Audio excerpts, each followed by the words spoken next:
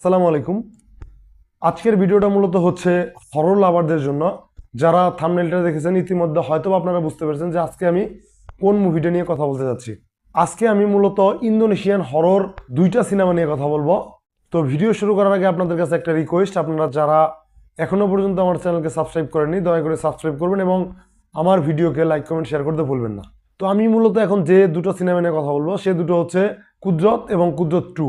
তো এই দুটো মূলত ইন্দোনেশিয়ান হরর সিনেমা।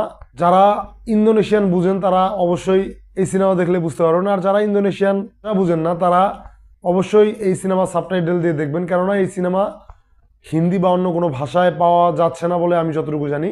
সাবটাইটেল দিয়ে এই সিনেমা দুটো দেখতে পারেন। তো প্রথম কথা হচ্ছে কুদরত প্রথম পার্ট যে মুভিটা মুক্তি পেয়েছিল, তো সেই মুভিটা আমার কাছে বেশ ভালো লেগেছিল হরর সিনেমা হিসাবে। এই সিনেমার যে ট্রিটমেন্ট ছিল হরর ওয়ার্ল্ডের সাথে সেগুলো বেশ ভালো, এবং মূলত এই সিনেমাতে কালো জাদুর যে রেফারেন্স দেখানো হয়েছে এবং শয়তানের যে মূলত শক্তি, ইবলিশকে মূলত এই মুভিটাতে হাইলাইট করা হয়েছে। ইবলিশ কিভাবে মানুষকে ধোঁকা দেয় এবং একটা বাবা তার ছেলের জন্য যে ইমোশন, সে তার ছেলের জন্য ইবলিশের সাথে কিভাবে যুদ্ধ করে, এই জিনিসটাকে মূলত এই সিনেমাতে দেখানো হয়েছে। তো যদি আপনারা হরর এলিমেন্টগুলোকে ফিল করতে চান তাহলে অবশ্যই কুদরত সিনেমাটা দেখতে পারেন। আমার মনে হয় কুদরত সিনেমাটা আপনাকে হতাশ করবে না।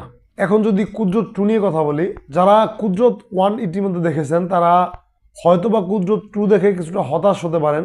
যদিও কুদরত 2 এর বাজেট কুদরত 1 থেকে বেশি ছিল এবং এটার লুক অ্যান্ড ফিল কুদরত 1 থেকে বেটার, কিন্তু হরর এলিমেন্টের কথা যদি আমি চিন্তা করি তাহলে কুদরত 1 থেকে এইটা কুদরত 2 এর মধ্যে আমার ভয় কিছুটা কম লেগেছে।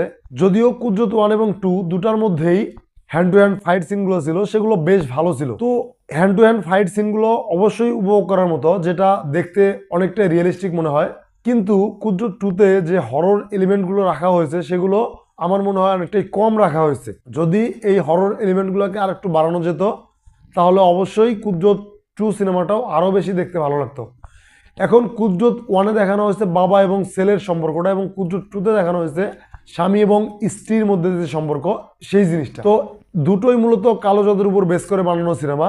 এখানে কুদরত 1টাতে কালো জাদুর বিষয়টা বেশি ফোটানো হয়েছে এবং কুদরত 2-তে সেই জিনিসটা অনেকটাই কম এবং হরর এলিমেন্টগুলোও কম, যদিও এটা কুদরত 1 থেকে বেশ বড় স্কেলে বানানো হয়েছে। তো যাই হোক, যারা ইতিমধ্যে এই সিনেমা দুটো দেখেছেন তারা অবশ্যই জানবেন, এবং যারা দেখেননি তারা একবারের জন্য হলেও এই সিনেমা দুটোকে দেখতে পারেন। আমার মনে হয় এই সিনেমা দুটো আপনাকে খুব একটা হতাশ করবে না। আজকের মতো এখানে শেষ করছি, সবাইকে ধন্যবাদ।